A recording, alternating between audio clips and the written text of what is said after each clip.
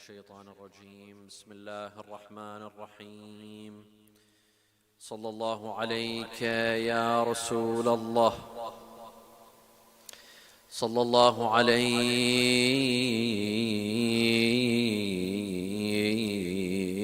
يا سيدي ويا مولاي يا أبا عبد الله، يا رحمة الله الواسعة،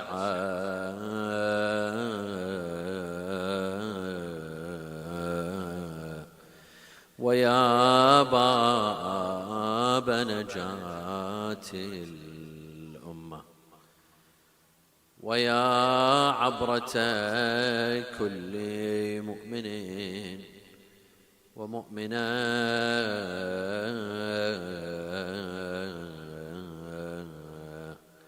يا ليتنا كنا معكم سادتي فنفوز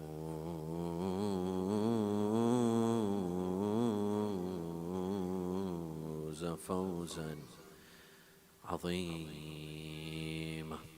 قال الله تعالى في كتابه الكريم: إن الذين توفاهم الملائكة ظالمي أنفسهم قالوا فيم كنتم قالوا كنا مستضعفين في الأرض قالوا ألم تكن أرض الله واسعة فتهاجروا فيها أولئك مأواهم جهنم وساءت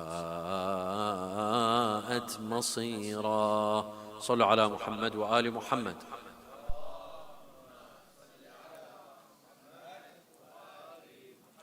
When Rasulullah sallallahu alayhi wa alihi wasallam was in Mecca, he reached a position where he felt he can no longer continue his mission in Mecca. He's been persecuted, he's been assaulted, him and his companions. He felt no longer safe, no longer productive, and hence he cannot continue the mission in Mecca. It was time for him to change positions and move from Mecca to Medina. That is why Rasulullah sallallahu alaihi wasallam migrated. He migrated to a better place where he could be more productive, where he could achieve, where he could attract more followers to Islam. He migrated towards Medina. Similarly, some of the companions of Rasulullah sallallahu alaihi wasallam were in Mecca. They did not feel safe. They were persecuted. They were assaulted. Some of them were killed. Their family members were killed. Here, Rasulullah sallallahu alaihi wasallam ordered them to go to Abyssinia, Al-Habasha. He told them that there's a just king by the name of Al-Najashi, and go over there, seek refuge. There's no persecution there. There's religious freedom. And indeed, they went. Many of us, my dear brothers and sisters, during the days of Saddam, under the Ba'ath rule, we were persecuted. Our family members were persecuted. Many of us have family members that were killed at the hands of Saddam. If not killed, tortured, jailed. And hence many of us, we escaped. We escaped. We ran for our lives. We were afraid for our lives and we migrated. We left Iraq. There are those who lived in Afghanistan and migrated. Why? Because of the tyrannical rule of the Taliban in Afghanistan. Hence they had to leave. Some had to leave, for example, from Uganda under Idi Amin. Some of our Khoja brothers who used to live in Uganda under the rule of Idi Amin. Idi Amin was a ruthless tyrant. He was a dictator who kicked out many of the Khojas, Muslims living in Uganda. They migrated. And when they migrated, they felt prosperity. They gained prosperity. They achieved. They succeeded. They produced. Migration came at the right time. You see, Sometimes we escape from physical danger. My life is in danger, your life is in danger, the lives of our family members are in danger. Sometimes danger is not physical, it's spiritual. Sometimes it's spiritual danger. My children are in danger. They're in danger of being lost, taken by a storm. My children, my daughters, my sons, there's a spiritual danger. Here, a spiritual danger is not any less dangerous than a physical danger. We read about the people of the cave, Ahlul Kahf. Why is there an entire chapter in the Quran named Surah Al-Kahf? And why have the people of the cave, the youth of the cave, been immortalized? What did they do? Did they raise arms? Did they lead an army? Did they fight? Were they killed? No. They simply migrated.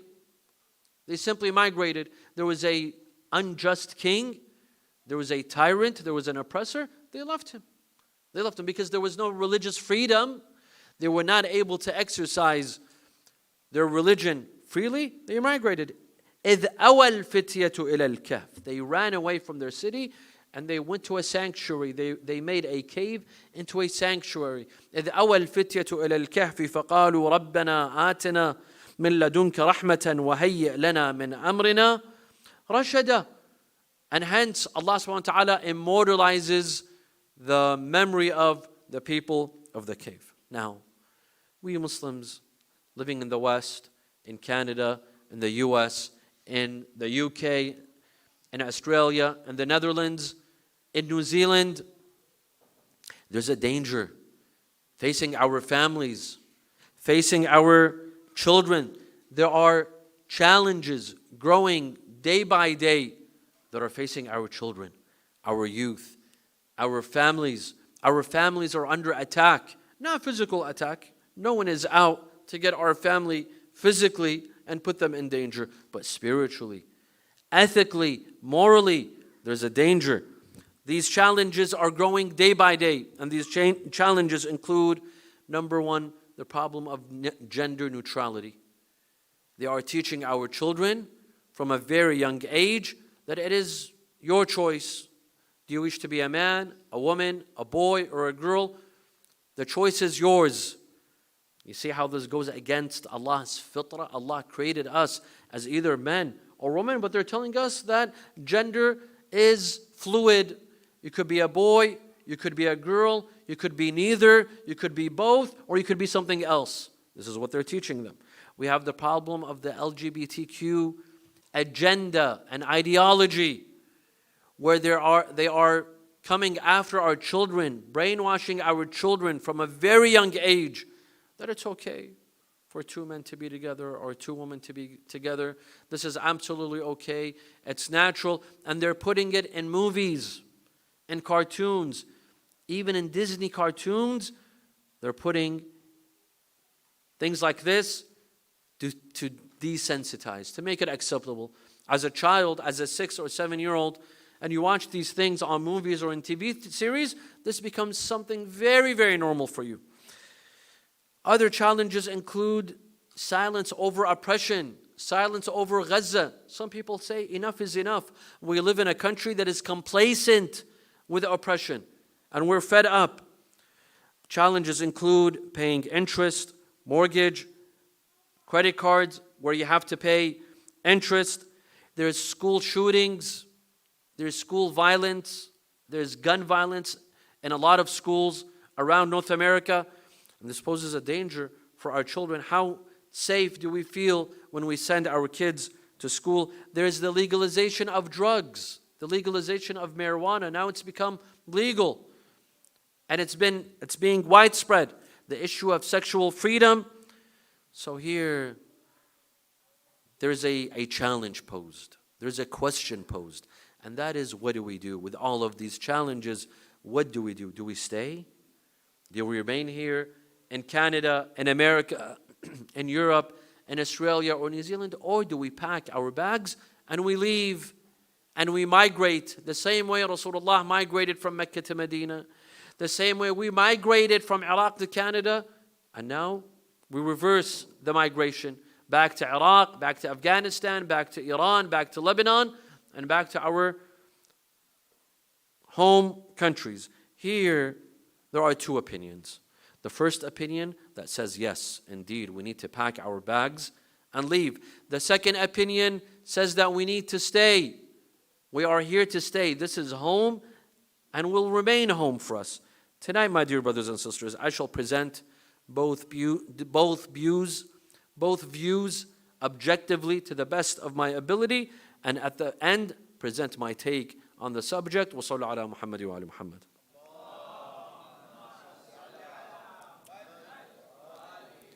The first opinion is that we can no longer stay in these countries.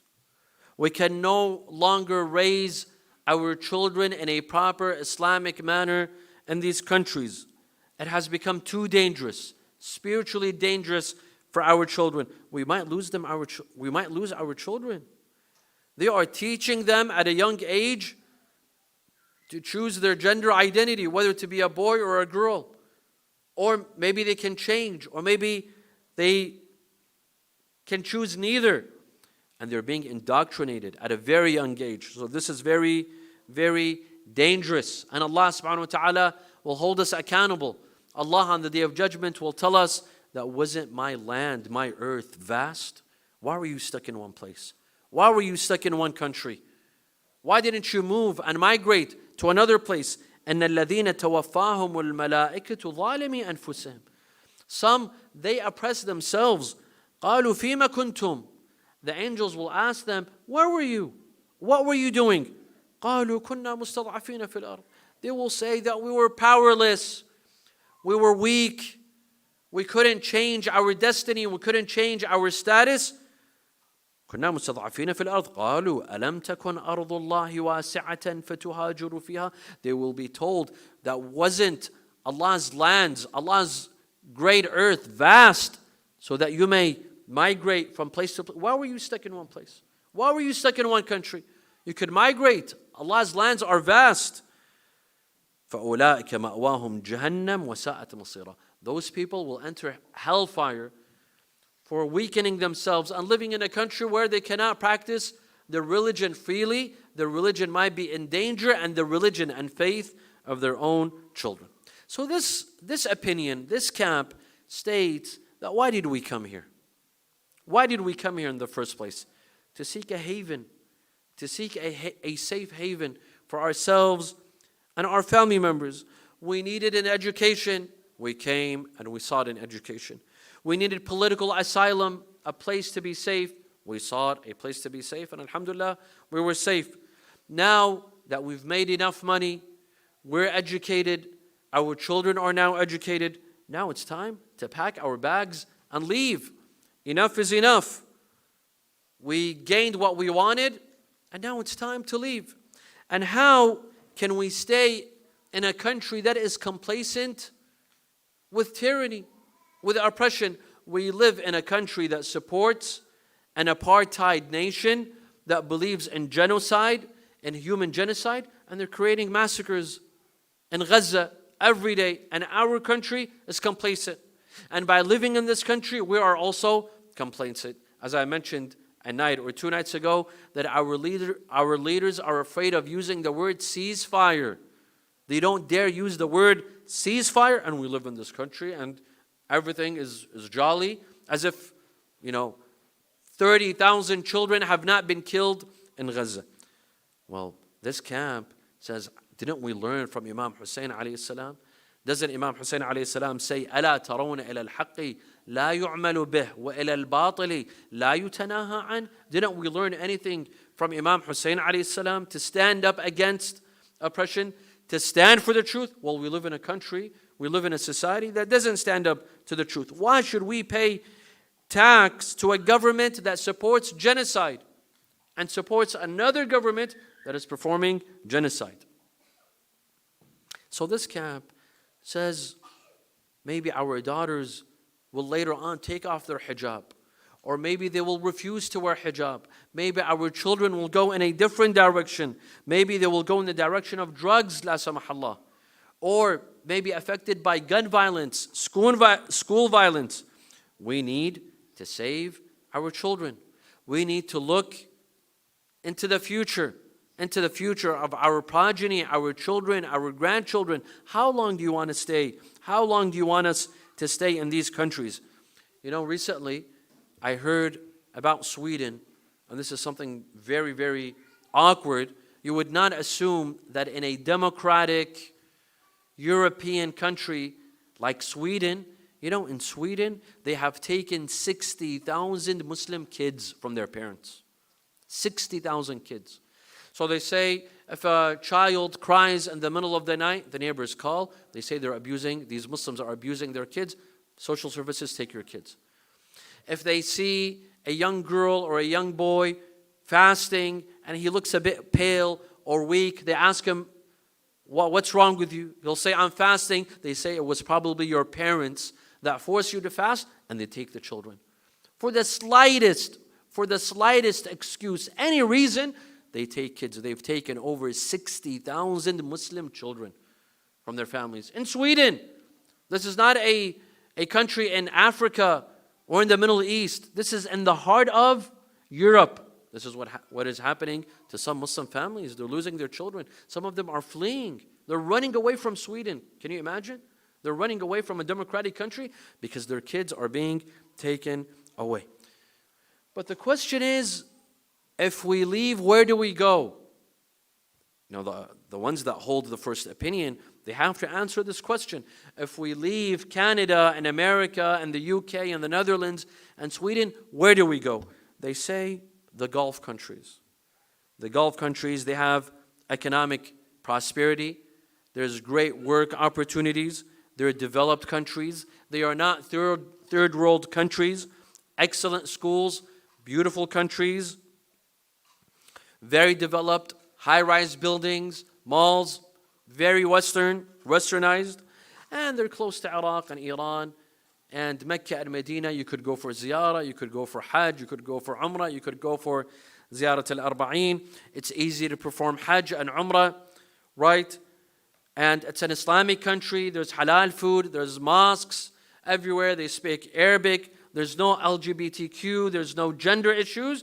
We move to these countries. This is the first opinion. وصلوا على محمد وعلى محمد.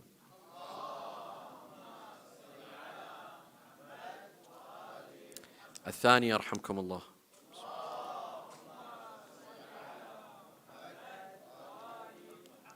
The second opinion says that we are here to stay. We are not going anywhere. It is ridiculous to think that we can move from these countries. We've built a future in Canada. We've built a future in the US. We've built a future in the West. What do you mean we pack our bags and we leave? The challenges that we mentioned, the whole LGBTQ community, the gender issue, school violence, drugs, this affects everyone, not just the Muslim community. These are issues that pertain to Christians and Jews as well. They're also fed up. They're also fed up with these topics. It's a hot topic for them. But do you see any Christians packing their bags and they leave? They leave, go where? Go where? Do you see any Jews packing their bags and leaving? Although these issues, they affect them as well. It concerns them as well. The issue of gender, it affects everyone. Not just the Muslim community. Everyone is affected, but no one is leaving. Why is it that only Muslims are thinking of leaving? Christians and Jews are not leaving. We need to stay and fight for our rights. Western countries are not dictatorships. They are democracies. That means you can participate in politics. You can participate in decision making and policy making. If there are policies that don't match your values, this is your fault because you have not done enough. You're not involved. You're not participating. You could participate. You could vote. You could run for office. You could lobby. You could support political campaigns that fall under your values and align with your values. No one's holding you back. There's no dictatorship. No one's coming after you. This is a democracy. You can go out and work. At least here we have freedom to practice our religion freely. Here we have Islamic centers. We have mosques. No one comes and asks us, what is your religion? Write down officially, what is your religion? Is anyone asked during the time when you became citizens in Canada or the US or in the UK, did anyone ask you what your religion is, or what your school of thought is, or who your marja' al-taqleed is? No one asks. No one cares. You can practice your religion freely as long as you don't break any laws and you don't cause problems. Practice your religion freely and say whatever you want. You don't need to practice taqiyya. You don't need to hide any of your beliefs or ideology. You can practice your religion freely. As for our countries back home, our countries, they're not even developed. Some of our countries are not fully developed. The educational system is still horrible. Hospitals are horrible. Universities are not great. There's instability. There's no economic stability. Where do you want to work? This is the other opinion, the other camp. You're going to leave your job that is paying you $6,000, $7 a month. What job are you going to find back in the Middle East? Who's going to find you that amount? How are you going to live? What electricity are you going to find? What economic stability are you going to find back home? Who's going to employ you? Now, this is for our back home. This is our home countries. Now, as for some other countries that we talked about, that some are saying, let's move to these countries. They're fully developed. Well, these countries, they've only copied the West. They've copied the West in high-rise buildings, as I mentioned yesterday, in their malls, and their golf courses, and their aquariums in their malls. But do they have human rights? Do Shia have rights in these countries? I'm astonished. We have some youth today that are calling for mass migration. Pack your bags and let's go. Where? To this country, this country, this country. The oil-rich countries. Why? Because they're developed. They're very westernized, and at the same time, they're Islamic countries. You cannot practice your religion freely in some of these countries. You won't even be able to say that you're Shia. If they find out that you're Shia, you won't get a job. Does that work here in the West?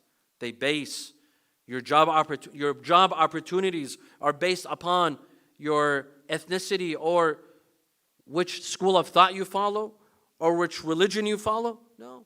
Sometimes you can't attend mosques, Shia mosques, or there's no Shia mosques. You can't print books that are based on Shia ideology. Speakers can't speak the truth. They can't speak their minds. They have to practice taqiyya. Which type of country do you want to move to? I have friends in those countries. I ask them, which masjid do you go to? One of them said, Sayyid, I don't even go to a masjid. Why? He said, I fear deportation. I'm afraid if I go to a masjid and they see me, I will be deported and I will lose my job. Why would you want to move to a country like this? Well, they'll give you a 2 days notice, a 48-hour notice, pack your bags and leave. Why? Because you're Shia, or because you attended a mosque, or you went to a Husseiniya. Which life is this? How will we raise our children when you can't go to a mosque, or everything has to be on the down low and have a low profile? Don't go for ziyarah because I'm afraid. Don't go to arba'een because I'm afraid. What sort of life is this? What sort of life is this? And the funny thing is, these same individuals today that they're very upset, and as they should be, against the oppression that is being taken place in Gaza, and they're very outspoken, as they should be, as at the genocide that is happening in Israel against Gaza. These are the same individuals who are outspoken, and good for them. God bless them for being outspoken, but they want to go to certain Islamic countries, oil-rich countries. Guess what? These were the first countries to normalize with Israel. These people were the first to have a peace treaty with Israel. And you're upset? You're so worried about Gaza? Worry about Gaza from here. Work for Gaza from here. Internally, from the West. Work for their rights. You go to move to a country supposedly Islamic that was the first to normalize with Israel. Where's your priorities? Why don't we analyze? Why don't we think? Here, alhamdulillah, there's freedom. No one speaks to us. Go have an Ashura procession in the middle of downtown. No one speaks with you. Rather, they will come and fix the procession for you. They will provide you with security. Here we have freedom. and we have a duty, and we have an opportunity to spread the name of Imam Hussein alayhi salam, to spread the message of Islam, to spread the school of thought of Ahlul Bayt. This is an opportunity that we have here that we don't have anywhere else across the world. We have an opportunity to hold majalis, to raise the name of Islam, to invite our neighbors to Islam, to guide our youth. We have relative freedom here, better than some Islamic countries. And also, by living in the West and being active in the West, you can affect what's happening in the Middle East. All it takes is a bunch of active brothers and sisters that are politically active, that are socially active. You can make a difference in your lives and in the lives of your community and back home. You can have an influence, because what happens here, it affects the East. The decisions for the East are made here in these countries and Western countries, and you can have a say. You can be involved. You can participate. Also, my dear friends, many people from the West, they moved back home. They moved back to the Middle East, and after a couple of years, they came back. I know several families, they decided to move, and then they came back. Why? Because there's a culture of there's a clash of culture. It's difficult to pack your bags and go back home and then assimilate. It's very difficult. Children who grew up in the West, it's very hard for them to go back to the Middle East. And for the parents that don't come back, their children will come back. And it defeats the purpose. Why go if you're going to come back after 5 years, after 10 years, after 6 years? Or if you're not going to come back, your children are going to come back. What did you do? Nothing happened. The danger is always going to be there. Also, do you think that there's no danger in the East? Everything is perfect in the East. Everyone is Islamic. There's an Islamic culture in the East. There's no danger for the children. No, believe me. The danger for our children in the East, in the Middle East, is not less than the danger in the West. There's a love for the West. This is the irony. They're living in the East, but many of them are fond of the West. They're fond of America. They're fond of Canada. They would give anything to move. There's a love for the West. Have you seen Christmas and New Year's Eve in the Middle East? In Iraq? We have Christmas trees in Iraq bigger than any Christmas tree that you'll ever see in Canada. Believe me. You know the Christmas tree in Rockefeller Center in New York? That seems like a midget to some of the Christmas trees that we have in Iraq. You walk in some places in Iraq and you think you're in Europe during Christmas season. And on New Year's Eve, there's a fond for the West. This is a problem. Don't think that by going to the East, khalas, you've done your job and your children are going to be safe, your families are going to be safe just because you moved from one country to another. Life is not that simple. Things are not that simple. Sallallahu ala Muhammad wa ala Muhammad.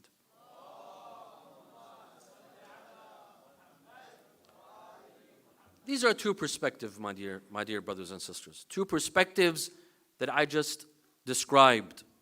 So one opinion says that we pack our bags and we leave. The other opinion says that we leave. In my humble opinion, and my personal take is that, my dear brothers and sisters, it all goes back to parenting. It all goes back to proper parenting. It doesn't matter where you live. You can live in Vancouver, Canada, or you can live in Karbala and Najaf and Qom. It all goes back to proper parenting. If parents do their job of parenting, live wherever you want.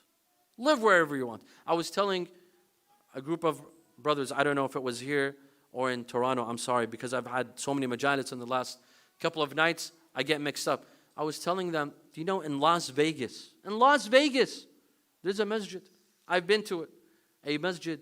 Shia families, they gather in Muharram. They hold lectures. They have majalis. Their kids are religious.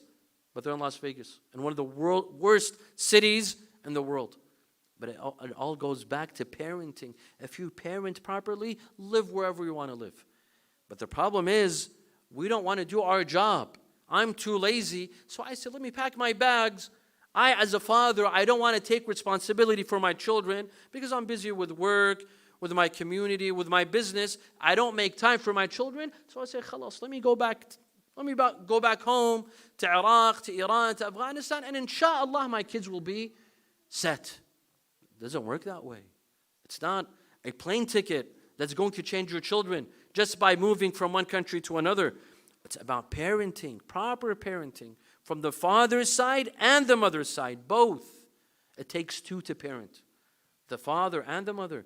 Parenting is a 24-hour job, 24/7 job. And it starts when they were children. It starts when they're babies, they're kids. It's a difficult job. Some people, some young men and women, they rush to marriage. They rush to marriage.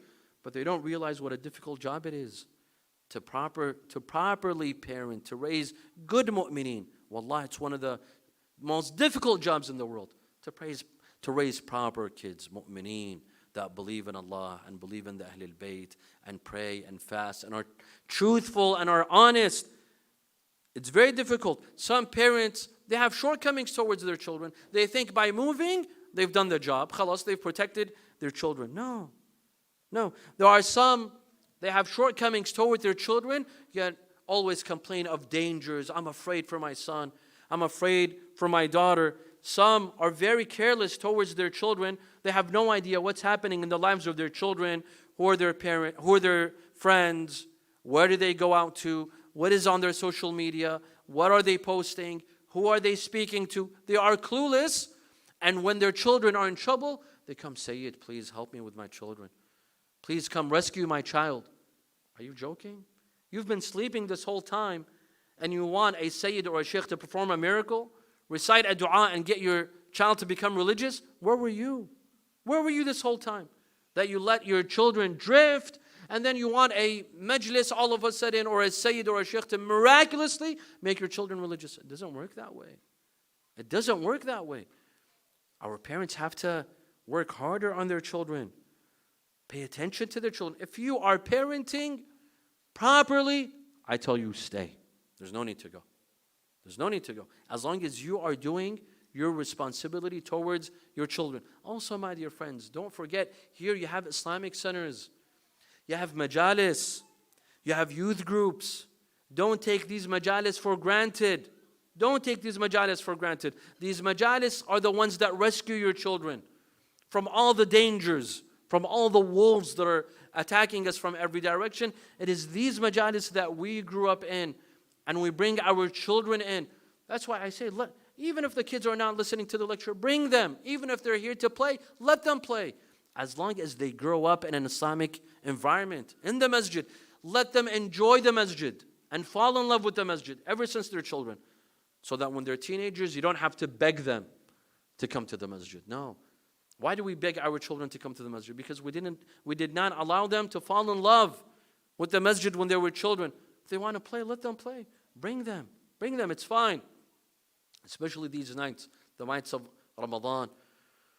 It's these majalis that hold our families and protect our families. If you are doing your job as a parent, and you have majalis, and you have youth groups, and you are sending your children to camps, to retreats, khalas. Rely on Allah Azza wa Jal. Inshallah, they're safeguarded. There's no reason to worry. There's no reason to panic. Some parents are always panicking. I don't know, my daughter, my children. Have you done your job or you haven't done your job? If you've done your job, leave it to Allah Azza wa Jal. They will be fine. You know, there's a lot of families in the East, they don't go to majalis. They don't even set their foot in a masjid. The only time they go to a masjid is when there's a funeral. Someone dies, they go to pay their respects for a funeral. Otherwise, they don't even set their foot in a masjid or a Husseiniya. And I'll tell you something else. There are some that live in shrine cities, in Karbala and Najaf and Qazwini, and they don't even set their foot in the haram. They don't even come to the shrines. Only maybe once every 10 days, once every 2 weeks, maybe once every month. They take it for granted. They take it for granted. You know, there's a hadith that says it is discouraged, makruh, to live in Mecca. Mecca, the Qibla of all Muslims. We look to Mecca 5 times a day to pray, but it is makruh to live in Mecca. Why? Why is it makruh to live in Mecca? You know why? Because when you live in Mecca, you take Masjid al-Haram for granted. You take the Kaaba for granted. You won't be going every day. You'll go once a month, once every 2 months. You take it for granted. Here, alhamdulillah, we have majalis. We have majalis. Don't take these majalis for granted. Thus, from personal experience, I will tell you, it doesn't matter where you live. It does not matter where you live. What matters is that you properly parent. You take care of your children. You bring them to majalis. You explain to them, Baba, this is haram because of so-and-so. This is wajib because of so-and-so. You explain to them. You don't force them. You don't beat them. You don't push it down their throat. By explanation. With explanation, you will get them to fall in love with Islam. Fall in love with the school of thought at Ahl Bayt. You don't have to pack your bags and leave. All you have to do is properly parent. I know some Muslim families that live in the West, their children memorized Quran. They got them to memorize the Quran, but they're sitting in the United States of America or in Canada. And children back home, they don't memorize a single chapter or a single juz'ah of Quran. It doesn't matter where you live. It matters how much time you spend with your children. I know some Muslim youth in the West that don't miss Salat al-Layl. They don't miss Salat al-Layl at all. They're good children. They're good kids. They're good mu'mineen. We're proud of them. We're proud of them. And I see many of them here at the MIM. May Allah bless them. You know, and I end off on this note before we get into the musibah. In the English world, now there's speakers, alhamdulillah. This is a new phenomenon. Over the last 20 years, there are English speakers. This is a new phenomenon. This didn't exist before. I had a podcast recently in Toronto where I talked about the English minbar and the history of the English minbar. A lot of the speakers in English, a lot of them, mashallah, are very well-known, popular, and famous, and they're inspiring so many youth today. Where were they born? Where were they raised? Many of them were born here, raised here, educated here, and look at what they've become. They've become an inspiration for generations. You see, it doesn't matter where you live. What matters is what you do and how you're raised, how you're educated, and how you raise your children and your family. The majalis of Imam Hussein alayhi salam, do not take them lightly. It's these majalis that saved us and got our parents to be saved, and us and our children. The majlis of Imam Hussein alayhi salam. إن الحسين مصباح الهدى وسفينة النجاة. Imam Hussein is the ark of salvation. If you want to be guided, if you want salvation, hop on the ark of Imam Hussein alayhi salam. All you have to do is connect to Imam Hussein and connect your children to Imam Hussein. Get them to fall in love with the majalis of Imam Hussein, and you have nothing to worry about. Sallu ala Muhammad wa ala Muhammad.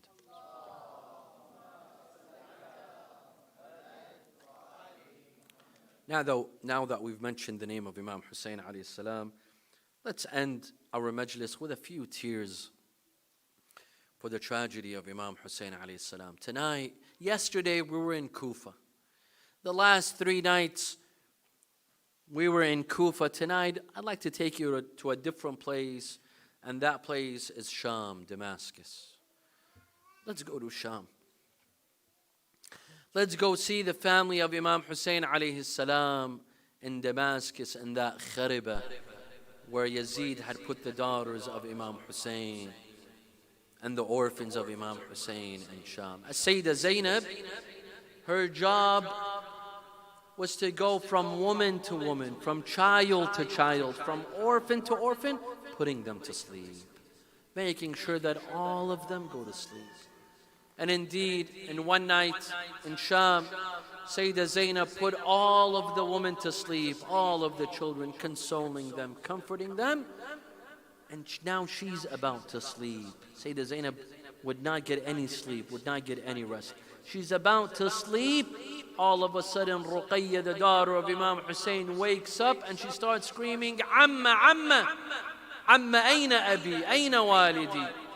Zainab goes to Ruqayya, Ruqayya, Amma, go back to sleep, rest. My dear niece, rest and allow me to rest. Let me get some sleep and you get some sleep. She said, La, Amma, Aina Abi, Uridu Walidi, I want my father. As soon as she said, I want my father, all the women and children began to weep. All of them began to cry. And they go in hysteria. They begin crying hysterically. The sound of crying reaches Yazid in his palace. He was drunk. He asked, Mal khabar, what is going on? What is all of this commotion? They told him one of the orphans of Imam Hussein has woken up in the middle of the night. She saw her father in her dream and now she wants her father. قال لا بأس احملوا إليها رأس أبيها. Yes, take her the head of her father. They bring the head of Imam Hussein in a plate, covered. They come to the camp carrying the head of Imam Hussein alayhi salam. جابوا وشافتهم من بعيد وصاح يا تهلا براسك يا العميد يا هلال عزنا بليلة العيد ليش قطعت بينا يا صنديد وعفتنا ويا ناس مش جاويد. They brought the head of Imam Hussein alayhi salam in a plate and they brought it towards Ruqayya. She said, I am not hungry. I asked for my father. They told her, what is in this plate? What you're asking for is in this plate. She lifted the lid and she saw the beheaded head of her father, drenched in his own blood and sand. أبا أبا من الذي قطع الرأس الشريف من الذي خضب الشيب العفيف من الذي أيتمني على صغر سني هضيما نصير من صغري يتيما. She kept on saying Abba, Abba, Abba until she went quiet. Everyone thought that baby Ruqayya had fallen asleep. Imam Zain al-Abidin alayhi salam, he tells his aunt Zainab, my aunt Zainab, lift the child from the head of my father. When they lifted the child from the head of Imam Hussein, she was found dead. She had departed this life. إنا لله وإنا إليه راجعون وسيعلم الذين ظلموا أي منقلب ينقلبون والعاقبة للمتقين. نسألك اللهم وندعوك باسمك العلي الأعظم الأعز الأجل الأكرم يا الله. اللهم لا تدع لنا ذنبا إلا غفرته ولا هما إلا فرجته ولا عيبا إلا سترته ولا خوفا إلا آمنته ولا رزقا إلا بسطته ولا شملا إلا جمعته ولا مرضا إلا شفيته ولا غائبا إلا حفظته وأدنيته ولا حاجة من حوائج الدنيا والآخرة لك فيها رضا ولنا فيها صلاح إلا قضيتها ويسرتها يا أرحم الراحمين. My dear brothers and sisters, there's only one more night left from this majlis, the eve of the 23rd. Come and show your support. The brothers and sisters here at the MYM, they're working diligently. They're working wholeheartedly in full dedication. Come and show your support. There's only one night left. And we will miss these nights. We will wish to go back to these majalis once they end. And the entire month of Ramadan is coming to an end. and a week from now, everything will be all gone and all over. We only have one night left. Come and show your support. ولأرواح المؤمنين والمؤمنات نقرأ سورة الفاتحة مع الصلوات.